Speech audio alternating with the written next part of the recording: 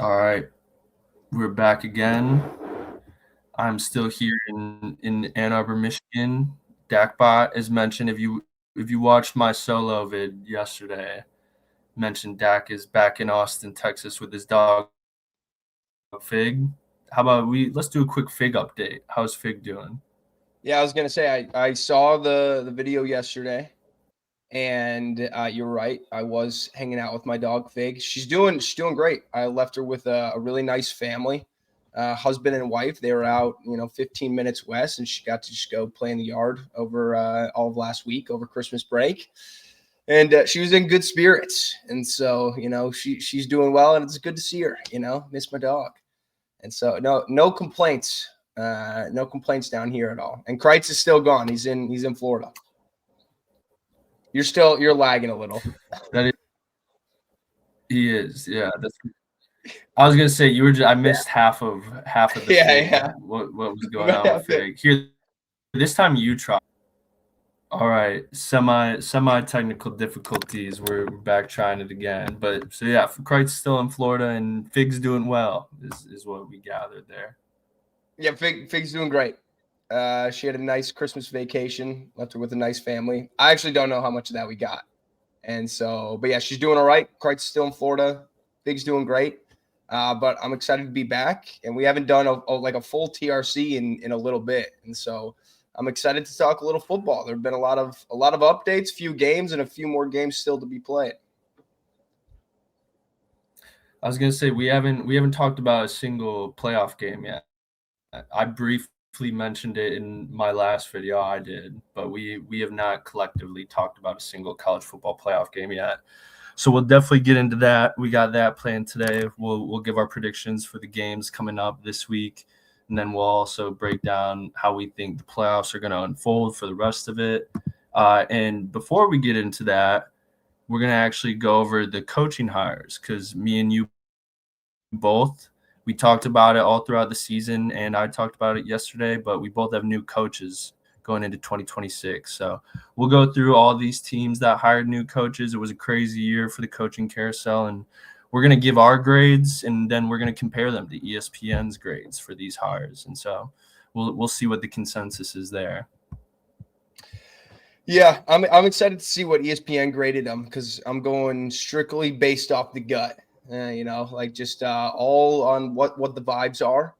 And so there were a lot of good hires, and then there were a few hires that I absolutely hated that ESPN probably loved.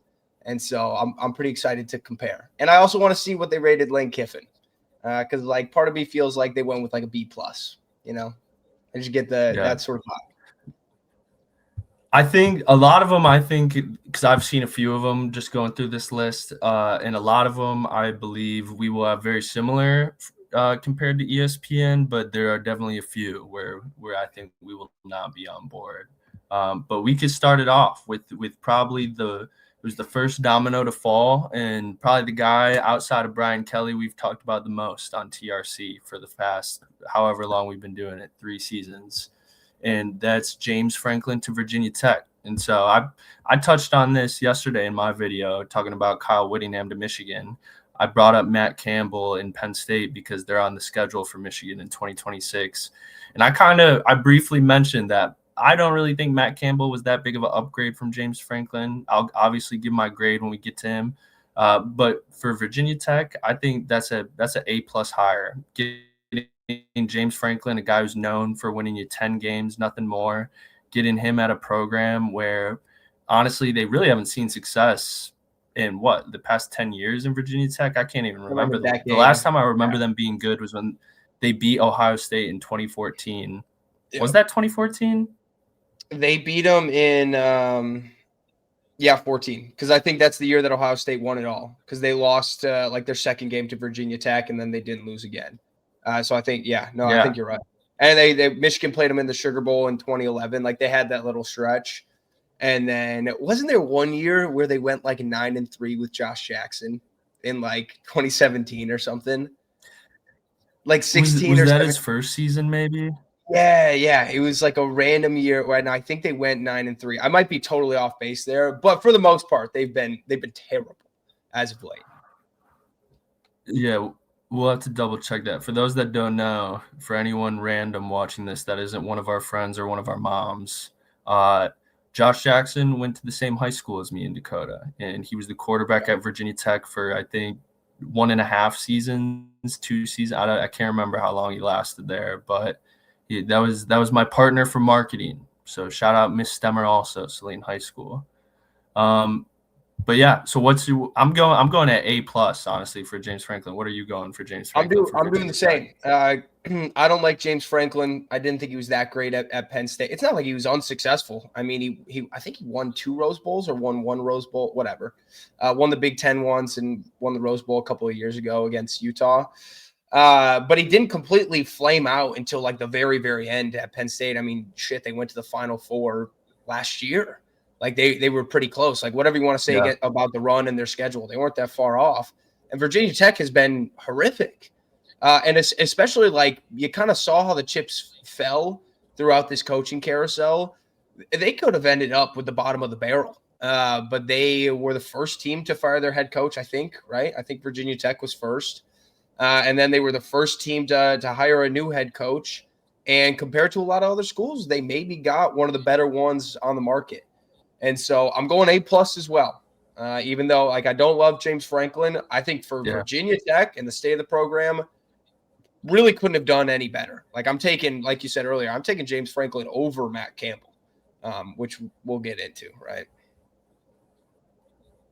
Yeah, no, 100%. He's gonna recruit way better than what they were doing before. That's like the one guarantee you have with it.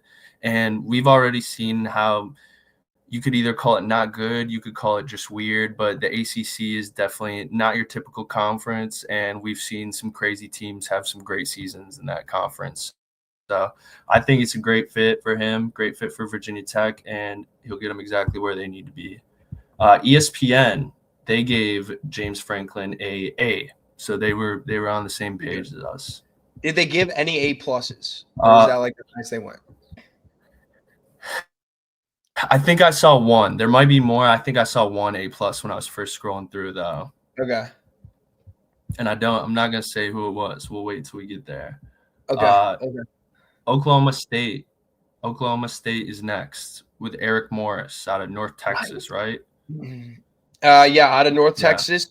What are they? They're like the Warhawks or something, or they're the Mean Green. That's wrong, actually. Oh no, Mean Green. Yep. Yep. The no, it's their logo. Their logo is like a walk. It looks like a hawk. They got a bird on their helmet. It does. It does look like a warhawk. I'll give my grade. I don't know too much about him. Yeah, give yours because I really don't have too much to say about him. Yeah, so I think again, Oklahoma State. I mean, shit, how long was Gundy there? Like 20 plus years. He was there forever. Like he obviously had some great seasons as of late. It had been pretty bad. And so they needed a switch up. North Texas, they were 11-1 this year. They almost won the American Conference, which is pretty solid. I think if they can get that quarterback, Drew Mestemaker, then I think that there is a chance, or not a chance. Then I think that I would give this more of like a B plus or an A minus higher if they can get Mestemaker. I think without him, I'll give it a B plus. It's a good hire, a nice switch up. It's not like a home run out of the park yet because you don't know how it's going to work out in a bigger conference for him. But Eric Morris has a pretty good background. He's worked with a lot of really good quarterbacks. Your offense is going to be electric. You just got to see what coordinators are around him. So I'll give him a nice B plus. If they can get Drew Mestemaker, maybe an A minus because that kid is legit. That's a good quarterback. Yeah, I'll honestly join you in that same boat. I think I'm gonna go B plus. Probably same thing if Drew Mestemaker ends up joining him. But yeah, I mean, even if he doesn't, he proved this season because wasn't Drew Mestemaker like a 2-star, 0-star recruit, and he was a true freshman. Yeah, 0-star recruit, and he was a true freshman. Like if you're able to do that with a QB, then you should be all right. Honestly, I'm sure they'll have better QB play than they had before in the twilight of Mike Gundy's career there. So yeah, I'll go B plus also. It looks like ESPN gave it an A minus. So me and you right on par with ESPN so far. I think the fact too that he's joining the Big 12 at a Big 12 school that we've seen have success in the Big 12 fairly recently, not super recently, but I don't know. I feel like when we were in high school, Oklahoma State was always like pretty solid. And so I think going to a conference like that that's not as intense as the Big 10 or SEC, I think, yeah, that's a great hire.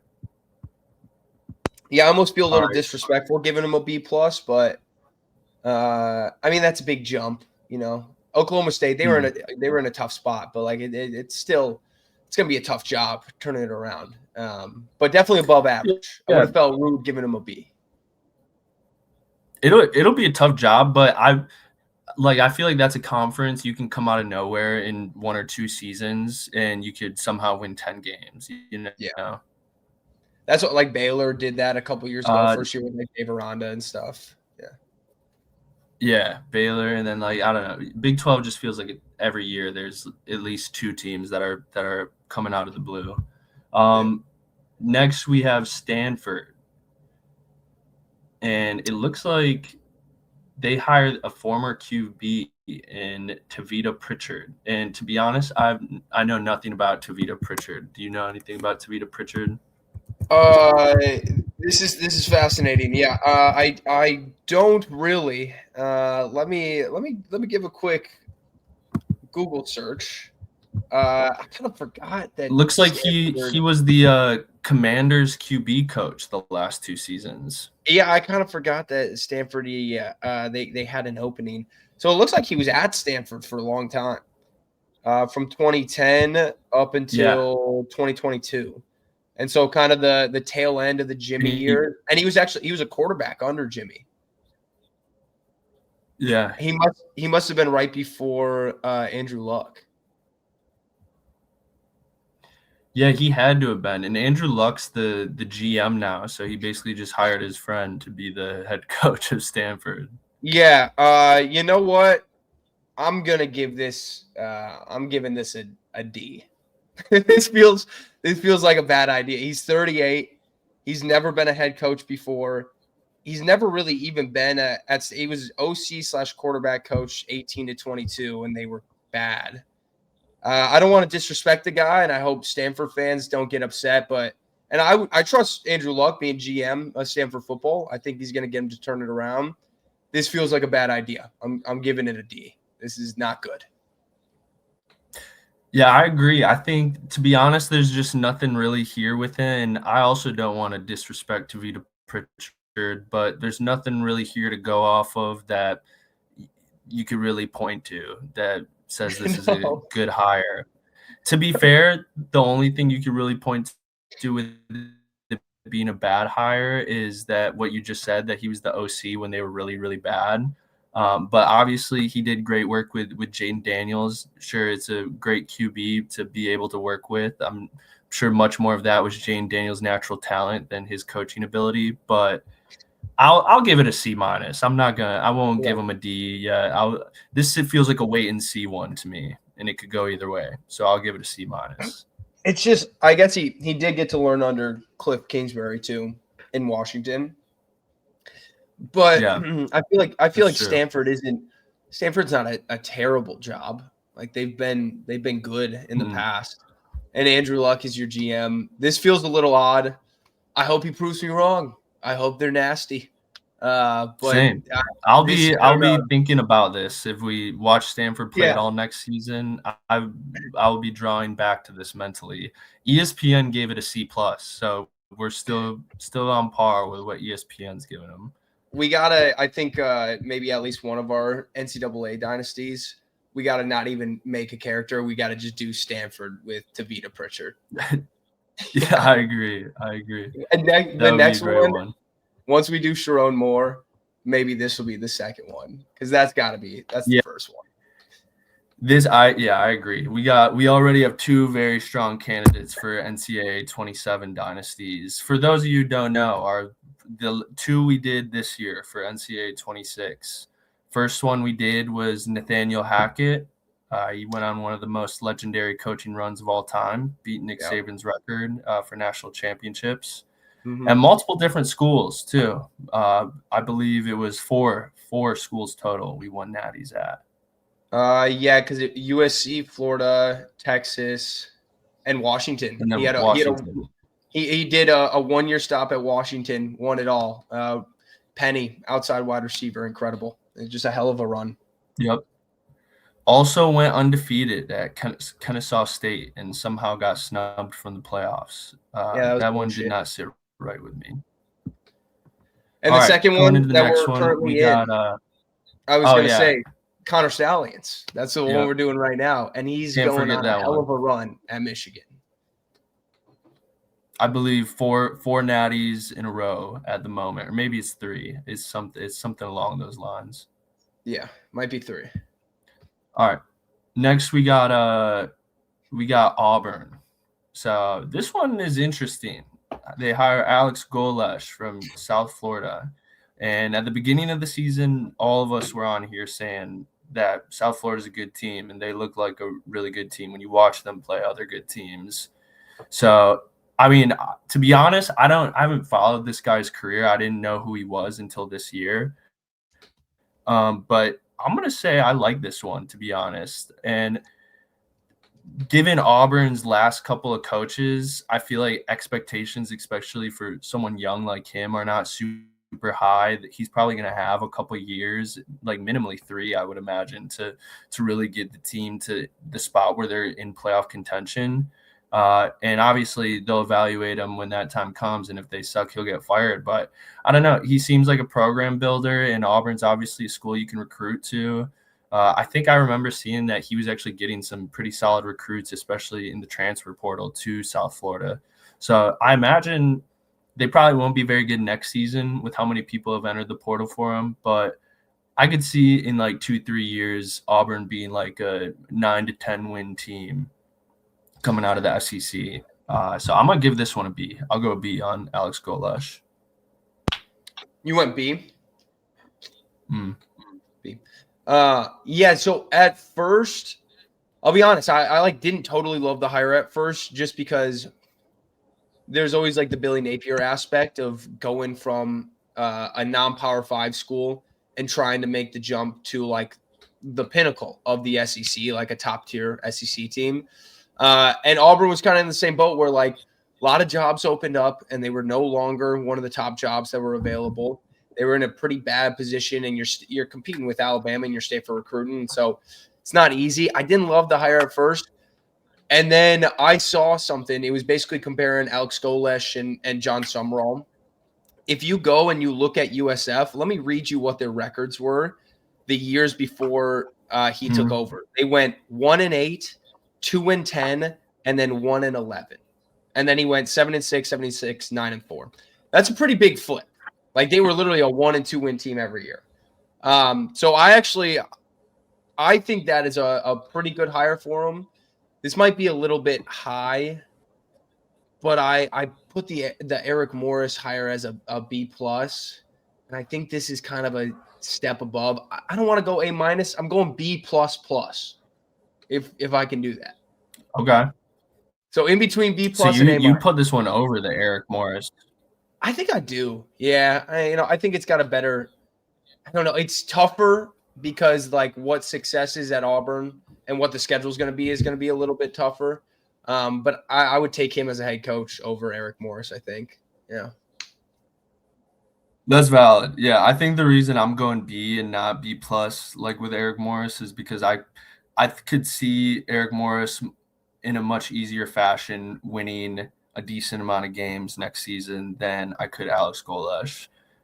Simply just because of the conference. It's Big 12 comparing to SEC. Yeah. And yeah, the thing I will say too on the Billy Napier point is Billy Napier, to me at least, he feels like a coach from Last Chance U. He feels like the one guy who was from Compton or whatever his name was. That's what Billy Napier reminds me of. This guy seems a little bit more like he's got some like Dan Lanning, a smidge of Dan Lanning to him, just like a young cat who's fastly moving up the college football coaching ranks. Yeah, no, I agree, and that's kind of why I switched. Who is the guy from Last Chance U? Is it like John Brown or something? Like, is his name? It's like Oh wait, you glitched out a little bit. JB Brown, something like, or it's just I think it is John Brown or something like that. And they call him JB. Hey, wait, you. All right. Technical difficulties Jason again. Brown. Jason Brown. Jason Brown. Yeah, Jason Brown reminds me of another one. Yeah. Yeah, a head coach who I'm probably going to rank a lower grade than I think most would. But we'll get to that one. I'll bring him up in a bit. Okay. ESPN gave Alex Golesh a B+, so same as you. B++. Yep. All right. Next up, this one. This is kind of an interesting one. I'll be interested to hear what you think about this one. It's Ryan Silverfield to Arkansas. Personally, I think that's a great hire for Arkansas. Do I think he's going to be amazing? Do I think he's going to take Arkansas to the playoffs? Maybe once, if he does a 5-year stint at Arkansas, he maybe has them close to the playoffs one year. But I think he's going to have them playing tough football. And honestly, I could see him winning like 8 or 9 games next year, and it wouldn't surprise me. I feel like since he's been at Memphis has always been one of those group of 5 teams that's kind of in the talks for maybe making the college football playoff, and they haven't. But I just feel like he's had him up there like 9-10 wins every season. And yeah, I feel like he's just going to be – I feel a little bit more confident in him than I honestly do in Alex Golesh, to be honest. What are you ranking it, or what are you rating it? I'm gonna give this one a B+. I'll give this one the same as I gave Eric Morris. All right, so I feel differently. I think he has a chance to keep his job longer than Alex Golesh because the expectations aren't as high. Arkansas is just a bad program, but they're gonna have a tough schedule every single year.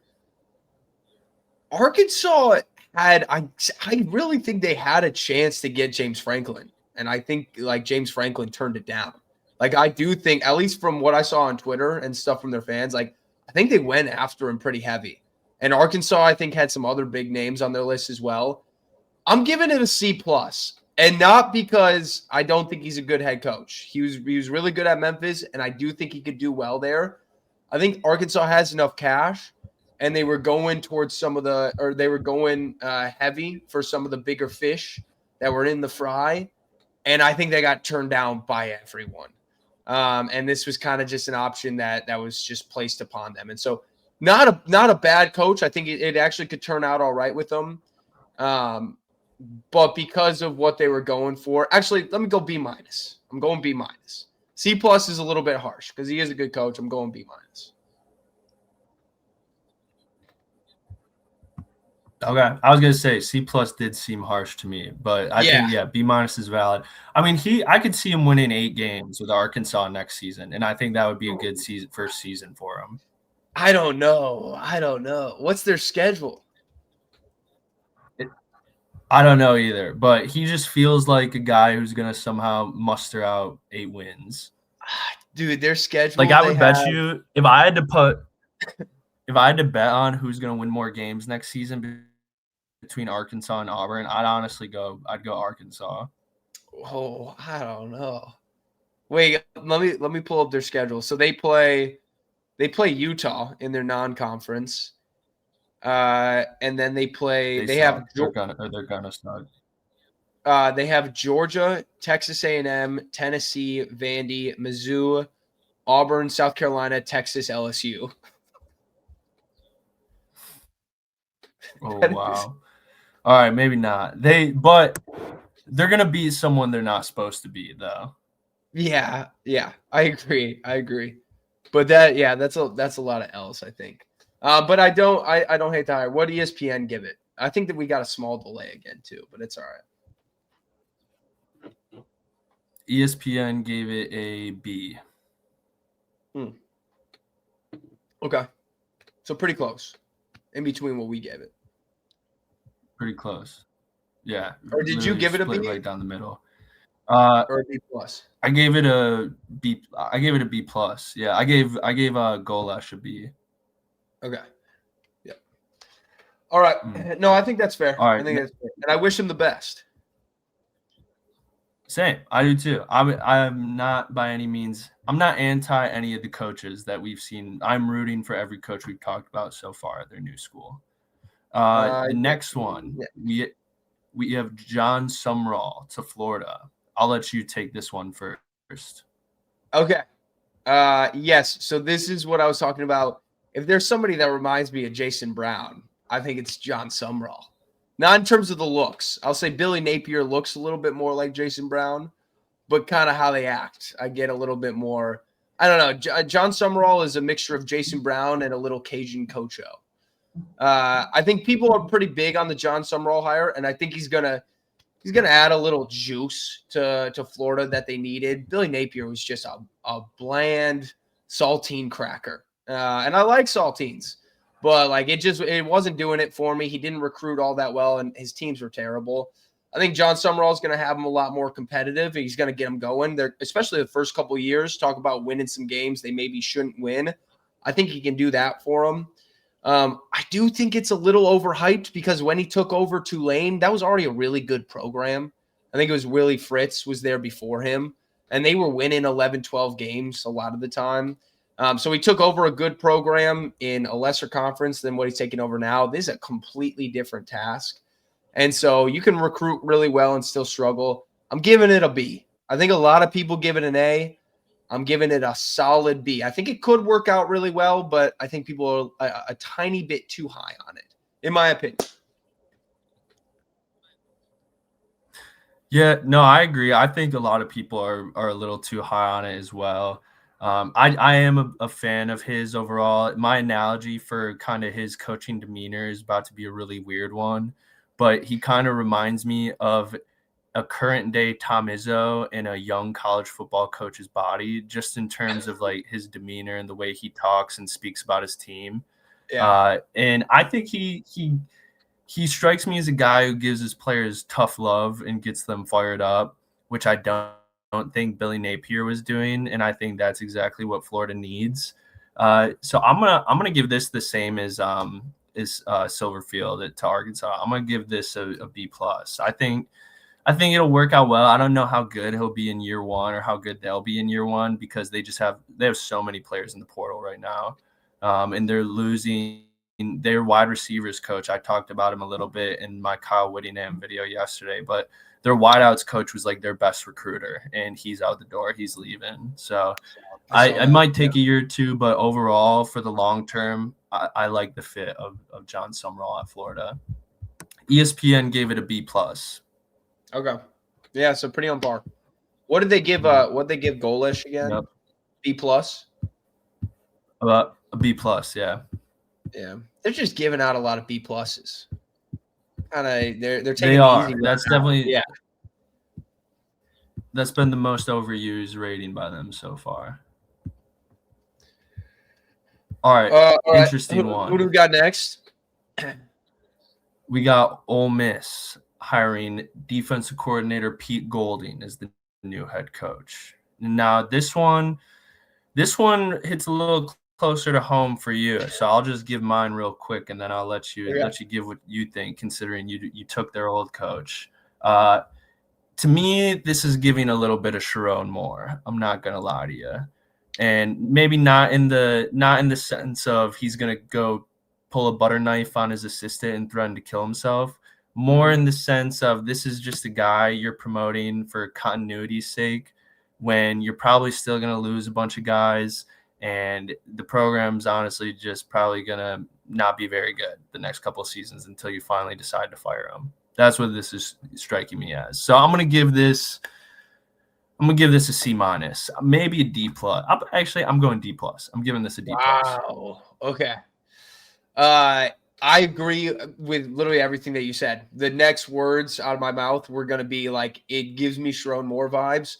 Again, not because he's going to pull a butter knife out, but because Lane Kiffin left, you lost your head coach, who was probably the coordinator that Ole Miss fans, whether they deny it or not, would want to stay with the program. It's probably Charlie Weiss. You also probably wanted to retain Kevin Smith, your running backs coach. He's also leaving. He's out the door. And I think they thought they were doing a 180 on LSU, kind of like what Notre Dame did, and they were getting a Marcus Freeman hire, where they introduced him to the team, and everyone's like, "Hell yeah, let's go!" And it's gonna like provide some juice. Everybody always wanted him there, and then they're gonna go on some sort of tear, and it'll pan out in the end. I don't think it's the same. And you said it best. Like Lane Kiffin kind of put Ole Miss together every single year through the portal, and they're probably losing a lot of guys, and the recruiting just is not going to be the same. And so I was going to be nicer about it and go with like a B minus. But yeah, I think it's something that they had to do because they were in the playoffs, so they were in a tough spot. But I think long term, I'm going same boat. Like that's a C minus in my eyes. Yeah. Yeah, it's and who knows if they win somehow another playoff game by God's grace, maybe I change my tune there. Sure. But even if they do at the same time, Sharon Moore as the acting head coach beat Ohio State. He even beat Ohio State again the next year as the full-time head coach. Just because you can win. Boy, it froze.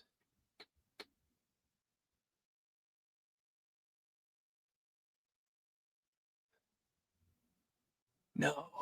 All right, we're back. Technical difficulties again. Apologies. This is not our normal setup. That is the cause for the bad internet currently. But yeah, Pete Golding, I gave it D plus. Would you give it C minus? Yeah, it's somewhere between C minus, and yeah, like you were saying, it just feels like you were saying Sharon, he won some games as interim. Pete Golding could do the same, but he's about to lose a lot of his roster. He's going to have to replenish through the portal, and he's losing his entire offensive staff. And so, that's not ideal. He's probably losing Lacey too. And they went and hired Frank Wilson, which felt like a, middle finger, I think, to LSU and Lane Kiffin, because he's done well recruiting the state of Louisiana. Frank Wilson has been a bad running backs coach. And so there's a reason Lane's bringing Kevin Smith in. And so I'm not sure it's going to pan out how Ole Miss fans think that it's going to, but we'll see. Yeah. And also, the other thing, too, even with Sharon Moore, is you can recruit well, which, like at Michigan, he recruited well. Still didn't get the job done. Ole Miss, it's going to be even harder to recruit there. So, yeah, this one is not feeling good to me for Ole Miss. ESPN gave it a B, which I'm surprised about. Yeah, I don't know. I kind of saw that coming because, like, it did seem like players were excited, and they're like, let's go. But you kind of have to be because you're in the playoffs now. And like personality-wise, like he seems like kind of a sick guy. But again, it kind of feels like it was just like their only option. Like if it didn't happen the way that it happened, would they have maybe gone out and tried to get somebody else? I feel like probably. You know what I mean? I agree. Yeah, I do not think that, like, if this was normal college football and it wasn't such a weird era where you have to make these coaching moves and fire people in the middle of the season, I think it probably would have worked out a lot different. They probably would have got someone else. All right. So now we move on to one of the main events. We have LSU hiring Lane Kiffin. And so I'll give mine quick again here because this is your deal. But I'll just say it's, to me, outside of James Franklin, to me, this is the best hire of any school for the coaching cycle. You're getting a guy who, I know a lot of people argue, what has he really won? Which he hasn't really won anything crazy yet, but he's proven that he can recruit with the best of them. He's proven he can use the transfer portal well. So you're getting a guy who's going to be able to recruit extremely well at LSU, just on the fact that it's LSU, way more resources, and he's a good recruiter. And you're getting a guy who's shown he can develop like unseen talent out of the transfer portal, like we saw with Trinidad Chambliss this year. And it seems like his players really like him a lot. And I think he was a lot of schools' number one option for who they wanted to bring in. Mainly a lot of the SEC schools. And so I feel like you got to give this one a solid A, if not an A+. I just don't really see who out there was a better fit for LSU. This kind of just screamed this is the perfect guy for the Tigers to go get. So yeah, I'm going A plus. He's a guy. He's going to get you to the playoffs more years than not. He's probably going to win some games in the playoffs, and he could definitely win a national championship at LSU at some point. Yeah, I mean, I'm going the same. It was, LSU people said it was the top job, and Lane Kiffin was LSU's top option. It's a perfect culture fit. It was the guy that they wanted from the get go. I'm not sure they even called anybody else. Like, he was number one the whole time. He's an SEC guy. He's kind of insane. Like, he's a crazy guy. It fits the culture perfectly. He recruits really well. He has dynamic offense. Like, there's nothing more that you could want. I sat here when they hired Brian Kelly. I was devastated when I got the notification on my phone when they hired Brian Kelly. And then I sat here and I told myself 3 coaches prior had all won national championships. 2 of them were Les Miles and Coach O. There's no reason Brian Kelly couldn't win a national championship. I'm not going to do that again and, guarantee a title because 3 other coaches have done it during the 2000s, during the century. But I do think Lane Kiffin will have a really good shot. And probably the biggest piece that he was missing at Ole Miss was just on the defensive side of the ball. And he's got Blake Baker for at least 1 more year, maybe more. And so, like, that's going to help him a bunch year 1. And he does really well in the portal. He does really well in this era. And so I have absolutely no qualms with it. I would give it the same. I'd give it like an A plus. The only reason I wouldn't go A plus like Virginia Tech is like that was punching way above their weight class. Like James Franklin's probably overqualified for that job. Where Lane Kiffin, this is like the perfect fit. Like this is the pinnacle. This is where he's getting. And for those folks who are like, I don't get it. He went to the playoffs. Why would you leave? He had a more talented roster last year at Ole Miss, and he lost to LSU, who was bad last year. And then this season, they only beat LSU by, if I'm not mistaken, like 4 points. And they were at home. And this is probably the best season Ole Miss has ever had. And this was one of the worst seasons that LSU has ever had. And that's how close that game was still. And Garrett Nussmeier was terrible. And so it's like, why would you not leave? Like people were just upset at the time. And Yeah, go ahead. It's a game where Ole Miss was gifted a touchdown too off the, or I guess they took away a touchdown from LSU. I should say they were gifted not a touchdown when they called back the DJ Pickett pick 6. Yeah, exactly. They called that back, and then when it happened, honestly, it's probably not good. But the Sharon Moore stuff is obviously taken away from a lot of the Lane Kiffin stuff. But even when that was going on, all of a sudden, out of nowhere, everybody cared a whole lot about Ole Miss football. And they felt so bad for the kids, most of whom are just going to leave. And nobody will care when they do leave. It'll be like, who cares about Ole Miss? Kids got to do what they got to do. And nobody would feel bad if Lane Kiffin had stayed and they got waxed by Georgia. Or when they do get waxed, nobody's going to feel bad. But people like to make a story out of it because it is Lane Kiffin and everything that he did in the past. And so I get it. But great hire for LSU, and I think it's a good fit for Lane Kiffin. I'm not going to make the mistakes of the past and say it's a guaranteed going to work out. I've learned my lesson, but I think it has a good chance to work out. That's all I'll say. Yeah, I'll say it for you. And I did not say this about Brian Kelly when he was hired. To me, Brian Kelly was never someone that was going to win LSU a national championship. I stood on that from the day you guys hired him. And it was true. Lane Kiffin, I think, can absolutely win a championship at LSU.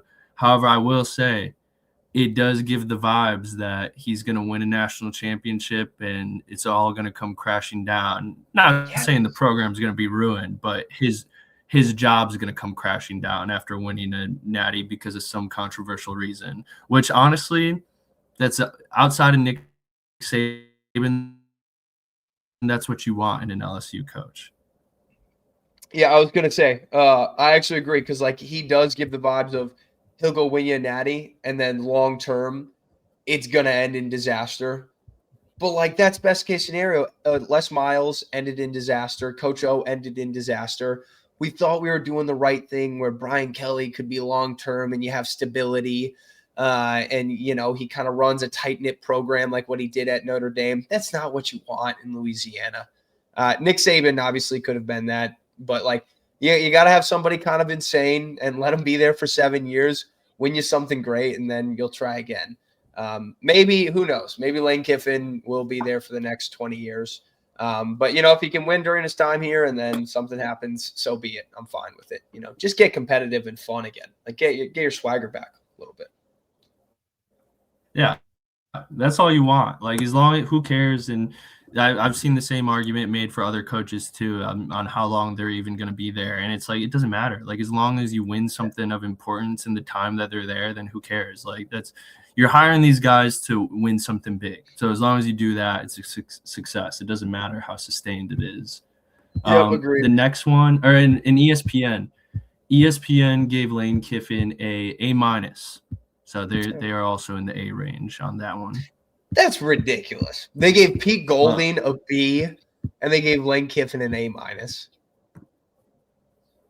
Yeah, and John Summerall B plus, and Lane Kiffin an A minus. Like, what are we doing? Lane Kiffin was Florida's top choice. That's who they wanted. And ESPN is saying it's just a minor step above. A minus is still good, but like, come on. Like, what are we doing here? If Florida hired Lane Kiffin, this A+. same ESPN article, they would have gave it an A plus. Yeah, without a doubt, they totally would. All right, so ESPN, we both disagree with ESPN on that one. To me, it's like, I don't see how you can give that anything other than an A. Michigan State hiring Pat Fitzgerald. Yeah, I'll let you start this one off. I don't know. I don't know how I want to grade it. So, given the state of Michigan State football, they are about as bad as they have ever been. You and I, unfortunately, had to go through the era where it was the greatest Michigan State football that we've ever watched. They maybe will never find another D'Antonio in our lifetime. They won the Big Ten a couple of times, if I'm not mistaken. They've won the Rose Bowl. They went to the college football playoff. That will be them, no disrespect to them, actually disrespect to them, yes. Them and Cincinnati will be looked back as two of the most obscure teams to make the Final Four, probably for the next 20 years, I would guess. Like, it doesn't make any sense. But the current state of Michigan State football is about as bad as it gets. And they had to get a switch up, and I think in terms of culture, minus the hazing or not hazing, whatever happened, I know he won the lawsuit, but in terms of culture, Pat Fitzgerald is going to get the team to fight a little bit more. He's going to have them care about the Michigan State rivalry a lot more. I think they'll look more competitive on the field in most games, especially years 1 and 2. That being said, Pat Fitzgerald, his final, I think it was like 3 years at Northwestern. Or 3 or 4 years at Northwestern. He was like 4-31.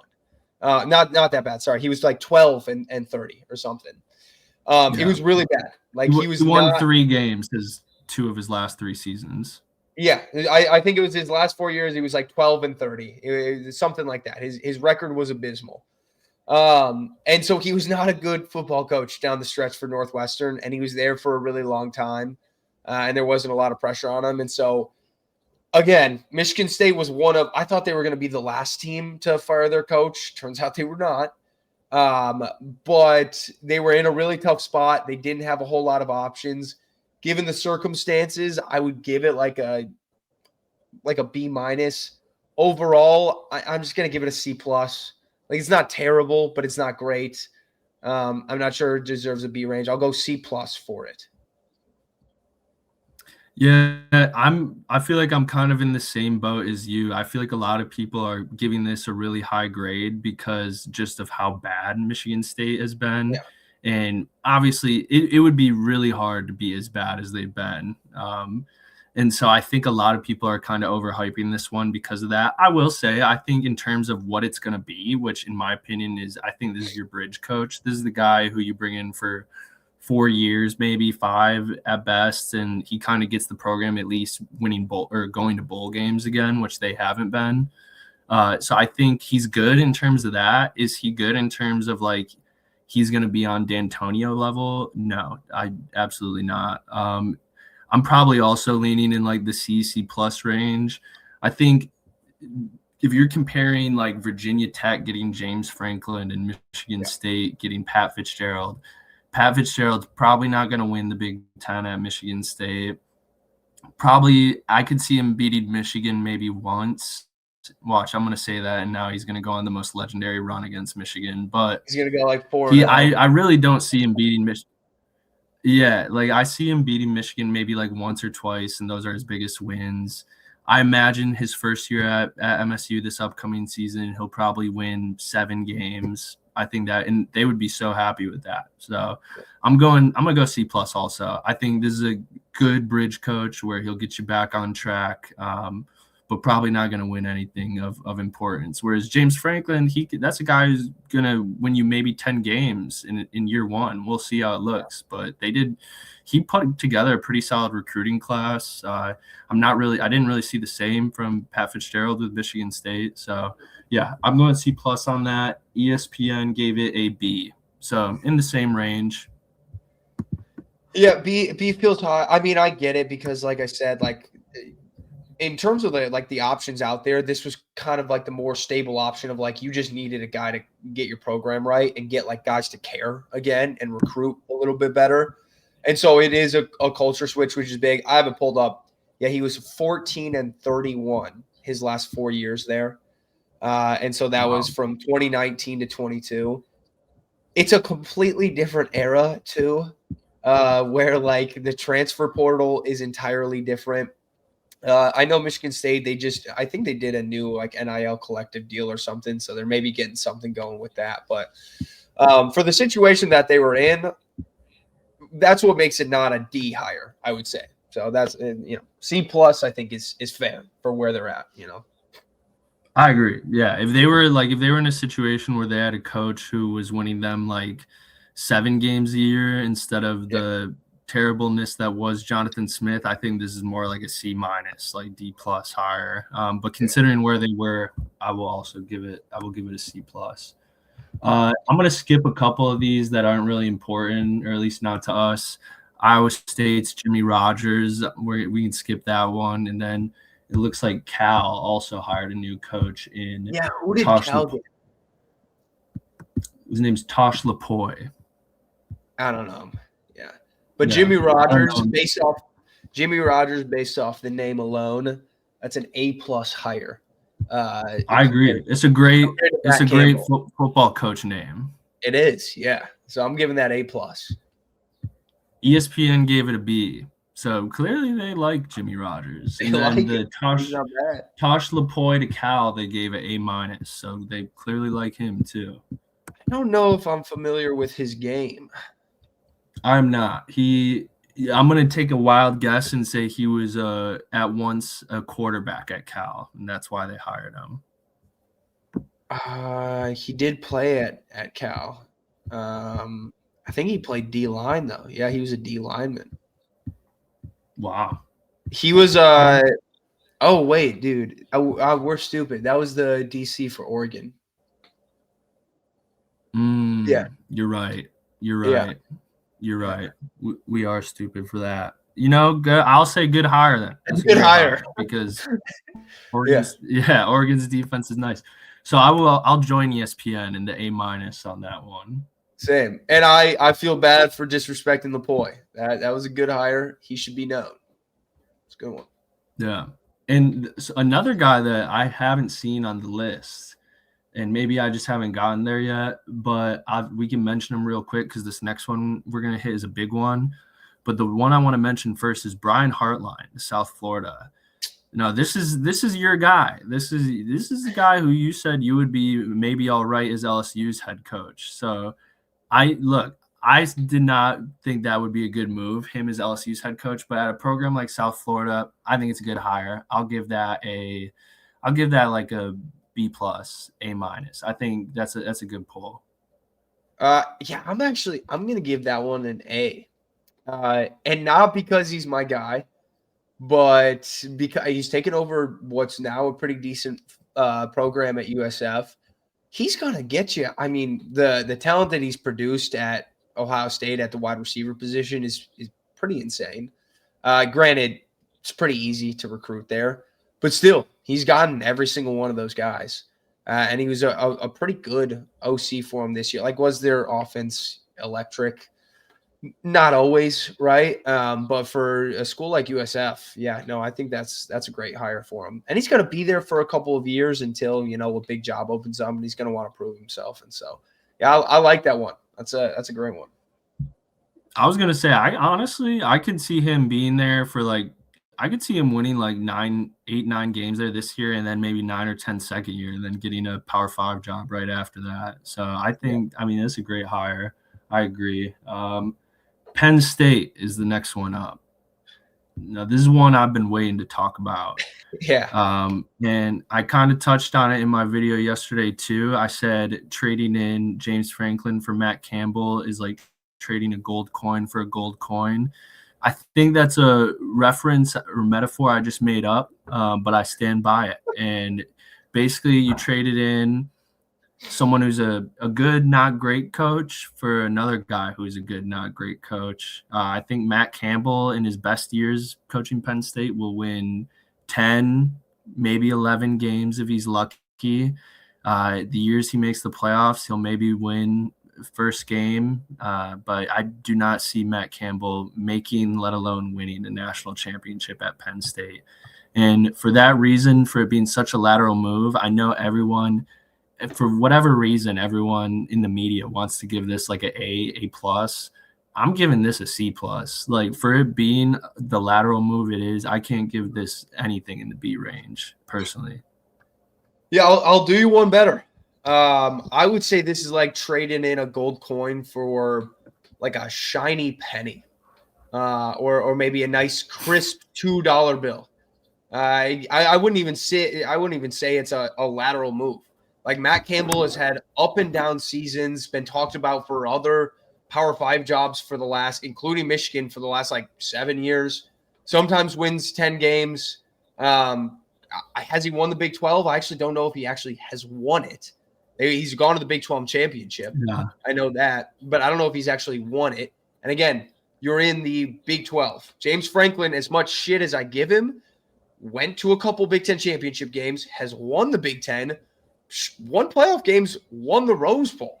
And you said, we're going to let him go, and we're going to let him go in the middle of the season because we want to be the top job available, and we want to go get a guy that can compete with Ohio State and can compete with Michigan and potentially can win us a national championship. Because when you fired James Franklin, you basically said, hey, our absolute ceiling is probably the semifinals.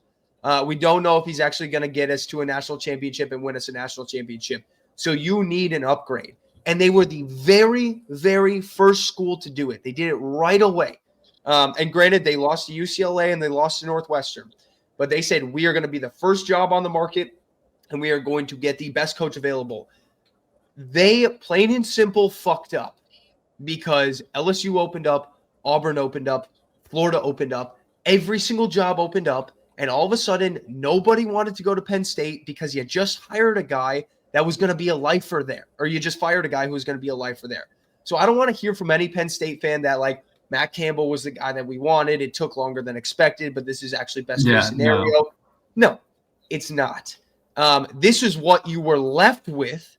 And basically the guy that you had to just accept here, I'm giving it a D because you are back in the exact same situation, but worse, where you're going to be stuck in 9 to 10 win purgatory with some 8-win seasons sprinkled in, maybe an 11-win season sprinkled in.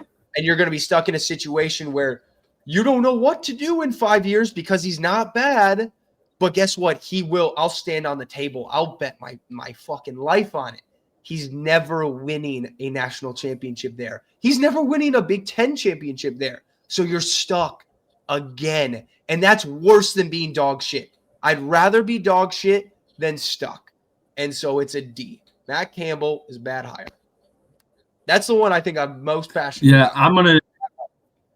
I'm gonna change my rating. I'm also gonna join you on a D. I think C plus was way too generous. The other thing I was just gonna mention too is he's not gonna recruit anywhere near as good as James Franklin. James Franklin, could he win the big games? No, but he recruited his ass off still. Penn State was always in the top 10 for recruiting classes.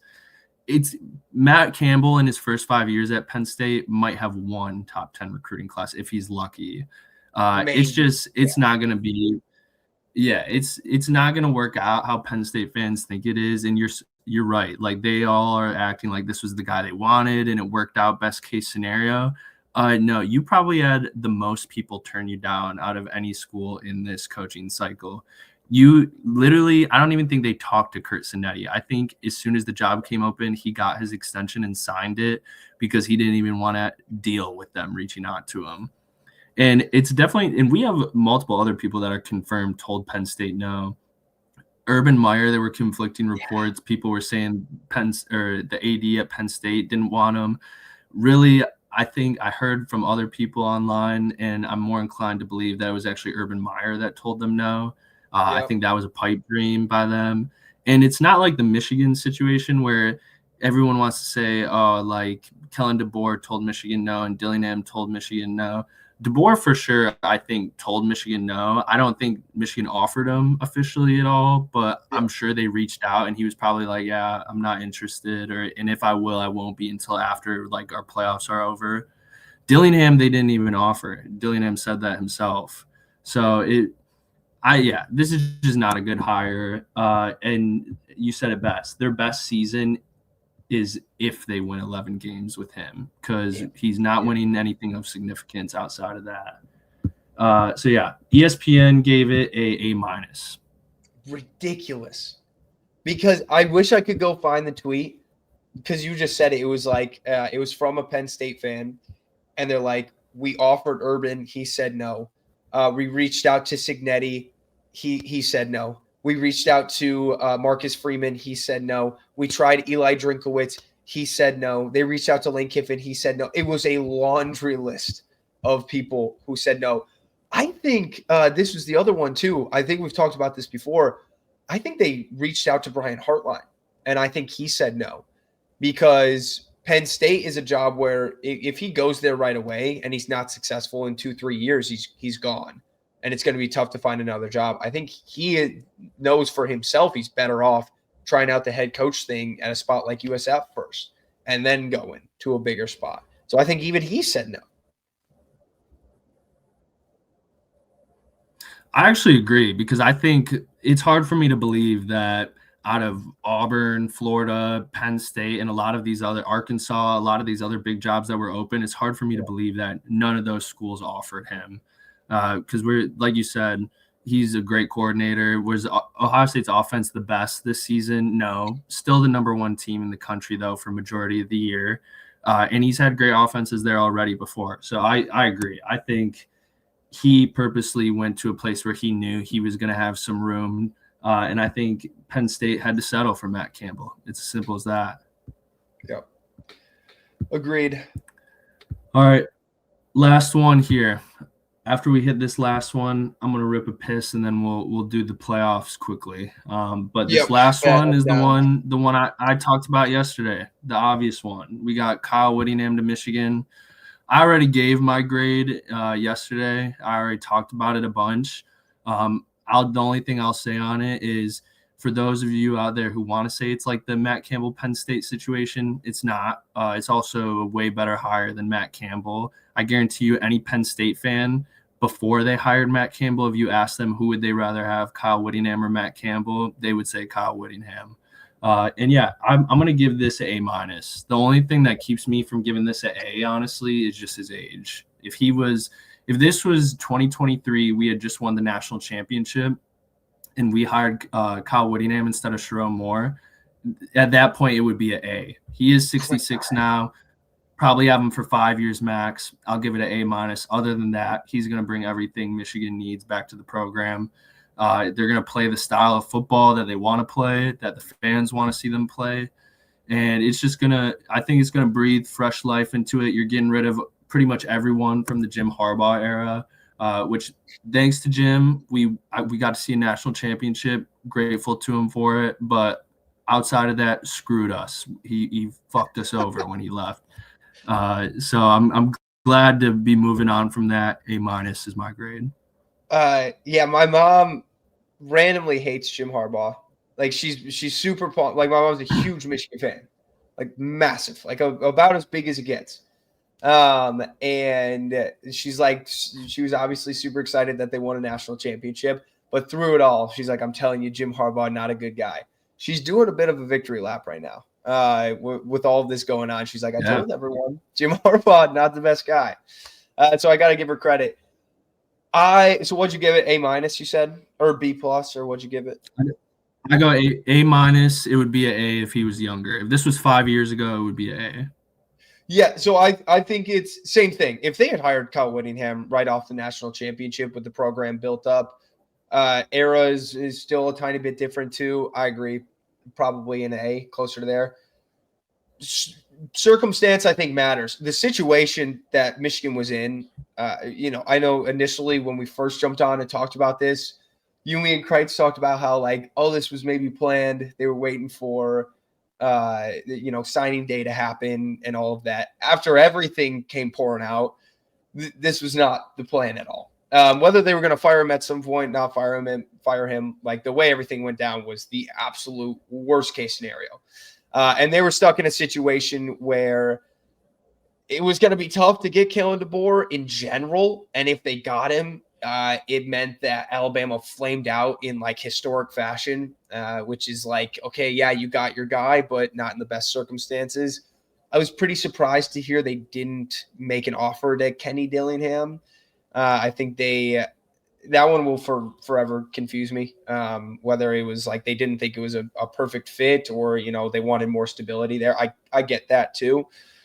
Well, I'll touch on that sure, real quick before you give your rating on it. I think just from what I think in my head, just trying to put myself in whether it was the Board of Regents or Ward's shoes, I think the reason they didn't go with Kenny Dillingham is simply just because of how chaotic and fucked up the program is. I think they normally, and if this was normal circumstances, probably would have loved to turn the keys over to a young coach who's going to be there for a long, long time.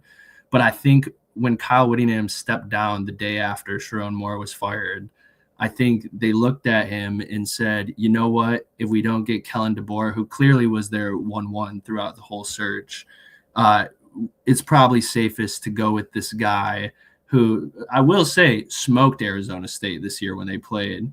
It's probably safest for us to go with this guy who's already done this for a long time at a high level and ran a clean program, even if it's only for 5 years. And to be honest, I bet you in their heads, they probably thought maybe we'll be able to take Kenny Dillingham after Kyle Whittingham once he retires wherever he's at that point. And who knows, he could end up at some other big time program where that's not an option. But I do think that's probably something that ran through their head. And I do think his age primarily was probably the reason why they didn't go with him right now.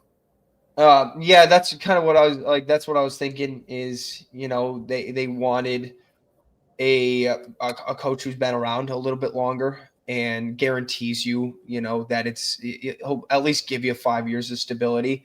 That being said, in our lifetime, when it comes to hiring a head coach for Michigan football, they're about 1 for 4. Rich Rod, swing and a miss. Brady Hoke, swing and a miss. Jimmy, a hit, barely. It was close for a minute, but a hit. And then Sharon, swing and a miss. Those are the coaches that have been hired since we've been born. So we might be giving them too much credit. It could be as simple as they waited too long. They never made the offer to Kenny, and he signed with Arizona. He signed the extension with Arizona State, and they were like, oh, no. Could be either one. I don't know. Kyle Whittingham, like I said, the circumstances that Michigan is in, I kind of thought when people were talking about them getting Whit, I honestly thought it wasn't going to happen because they waited too long. It felt like that would be almost like too good of a hire for everything that had gone on. So given the circumstances, I do think it's like an A- or an A, like given what they were going, because it could have just been Biff for a year and you don't know what you're doing. It could have been Jed Fish, who I wouldn't have loved. It could have they maybe would have had to have gone the coordinator route. Like, I don't know. So it could have been a lot worse than Whit. Overall, as a hire, if you take circumstances out and it's just Kyle Whittingham, head coach, Michigan, that's where I go closer to like a B+. I don't have a single bad thing to say about the hire. I mean, he had a couple of down years at Utah, but he was there for 20 years. And unless you're Nick Saban, that's the only coach who wins 11 games every year. You can't fault him for that. Most of the time, he was between 9 and even 12 wins. He went 13-0 before. Urban Meyer handpicked him to take over from Utah, and he was there forever. He's gone to 2 Rose Bowls recently. He's beaten guys like Dan Lanning at Oregon. He's beaten Lincoln Riley when Lincoln was at USC. He runs a really consistent program. Never lost to Lincoln Riley. Yeah. And so, there isn't a bad thing to say about him as a hire. He's going to completely change the culture. They're going to get back to O-line, D-line. Things are going to be buttoned up. He's going to flush some things out. I do have – the reason I wouldn't just, give it a full-blown A and I lean closer to a B is, there are certain reserves. Number one, he is 66 years old, and he's been at Utah for 20 years. That is, he hasn't been east of the Rockies a single time in terms of being a head coach. And so that's a big switch. He's been at the same school for 20 years. He went Pac-12 and Big 12, 2 very different conferences, and he's been recruiting the same regions for a long time. And it seems like he's adapted well to kind of the new era with the transfer portal and NIL, and he's going to have more resources than what he did at Utah. It's not like Utah was a poverty program, but he's going to have a lot more resources here. But it is a huge switch, and it's a big switch at the age of 66 after, stepping down, and whether that was forced or intentional, whatever it may be. So it is a big switch up, of course. Yeah. You were going to say? I was just going to say, yeah, in terms of recruiting, he just had, I believe, his highest ranked recruiting class in his history at Utah this season. They had, I want to say, 5 top 150 players, one of them being a 5-star O-lineman who, from how it sounds, might actually end up flipping and switching to Michigan. Same with their second highest recruit, who's a cornerback. He's an athlete. And funny enough, I'm pretty sure both of those guys, Michigan was in their top 3 when they made their commitment. So that'll be nice to get. I think and you said it, resources completely different at Michigan compared to Utah. I think people can kind of look at it 2 ways. You can say, oh, he never was able to recruit extremely well at Utah. But then again, it's Utah. Who is going to recruit their ass off at Utah? I mean, I think considering the program, it's not a poverty program, like you said, by any means, but you're not necessarily getting top 20 recruiting classes every year at a school like that. I think at Michigan, we saw Sharon Moore pull in back-to-back pretty much top 10 recruiting classes. Yep. So I like to think Witt can be in the top 15 at least. But obviously, as you said as well, biggest concern is the age of 66. How many years are you going to get out of it? And yeah, that's the only thing keeping me from giving it a flat A instead of an A-.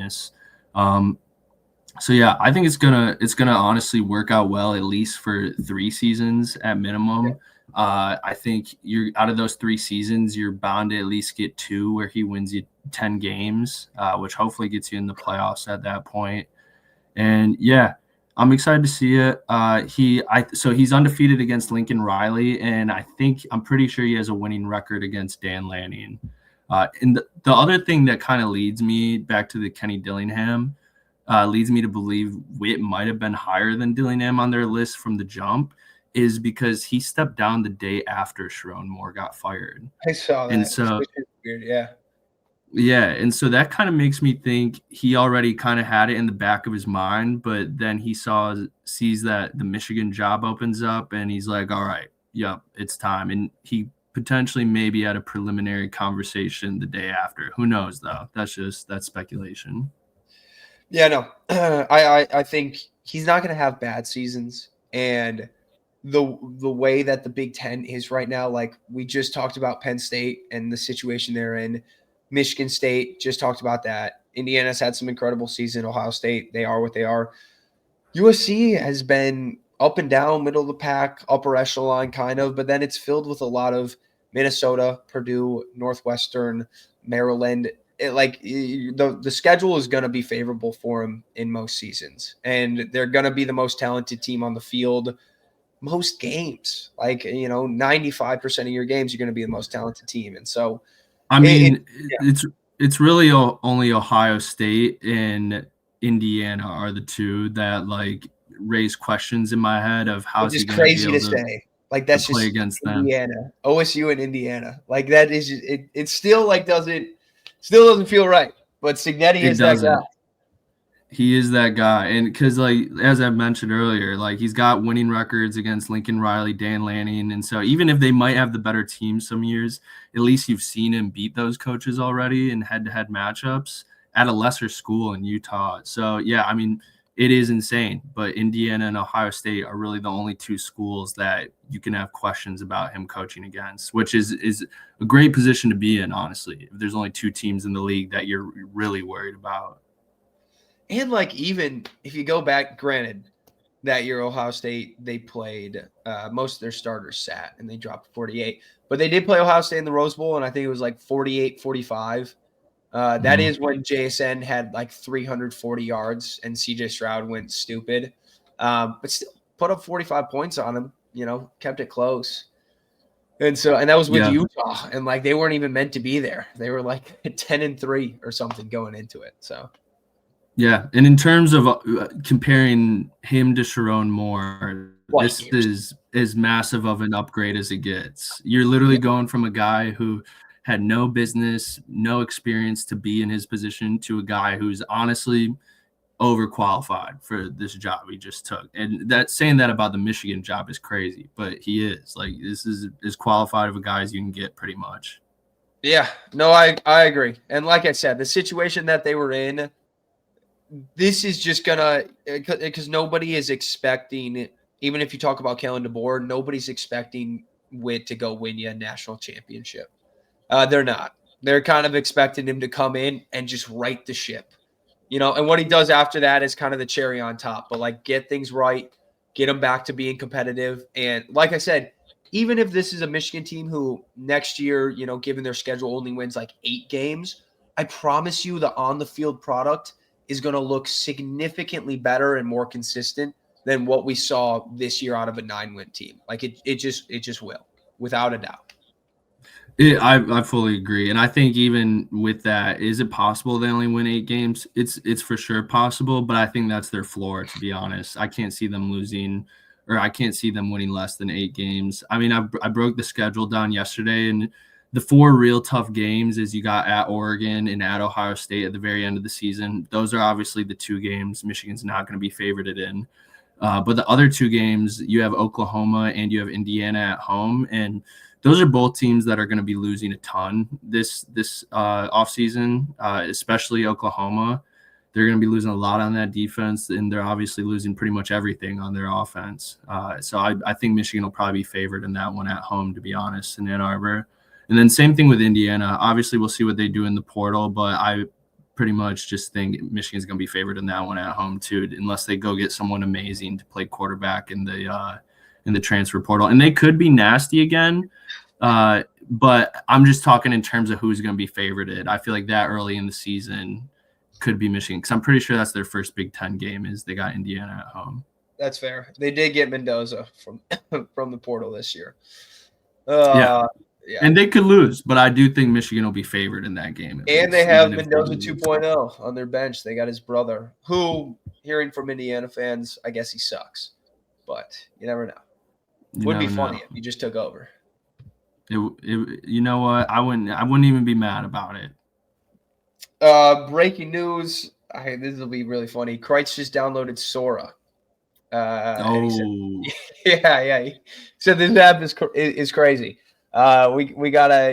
He'll definitely send us some of those, but we gotta maybe make a few Sora videos for like some college football head coaches and post those, because they are pretty funny. I think I should probably share my Brian Kelly ones. Yeah, I forgot about those. I actually have a pretty good one too of him locked in a tiger cage on the field. Wow, that is awesome. Yeah. All right. I'm gonna pause this and go take a leak real quick, and then I'll come back and we'll run through these. I gotta rip a piss as well. Good call. All right, bet. All right, so let's go through these games we got coming up this week real quick. So we can just work our way from top to bottom. First, we got Oregon and Texas Tech. and it looks like Oregon is a 2.5-point favorite. This is honestly the only spread I was aware of before recording this. Was I knew that Indiana was a touchdown favorite. So this is interesting that Oregon is a 2.5-point favorite. I honestly thought this would be even closer to a pick 'em, if I'm being honest. Same. Yeah, I was in the same boat. This is probably the game I've gone back and forth on the most. This one and one other that we'll get to, but going into the playoffs, I kind of felt like this would be the year actually where Oregon kind of figured it out. They almost needed what happened to them last year to go on a run in the future. Like they were the 1 seed, they were undefeated, but they had never taken that much time off and then played a team who had just played 2. Like it was a completely different format for them. And it just feels like they almost have that chip on their shoulder this year. At least Dan Lanning does. And now they're going to come into this game a little bit more prepared against any other team. I guess the rest of these teams are pretty tough, but against almost any other team, I'd really want to pick them. But Texas Tech has looked good. Like that defense is legit. Like that is a really, really solid defense. Granted, the Big 12 I don't think is as good as the Big 10, but if you match up schedule to schedule, it really hasn't been that much different. Like Oregon hasn't played too many tough teams throughout the season. And so I'm still going Oregon because I want to see them do it. And I think this is maybe the year where they can go on a little run. But I wouldn't be surprised if Texas Tech won it. But I'm going Oregon by, probably a field goal here, like right around that 2 points. I don't know about you. I'm honestly, I think I'm in the same boat as you, and for the same reasons, to be honest.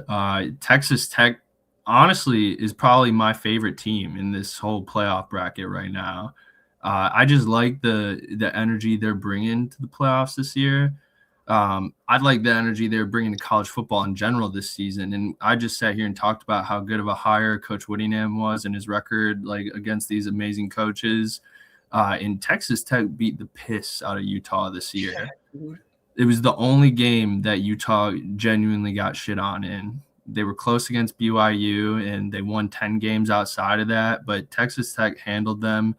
And if you're handling a tough team like Utah in that fashion, they already play a Big Ten style of football in Utah. Like, this is just a tough matchup, and it also wouldn't surprise me whatsoever if Texas Tech does end up winning this game.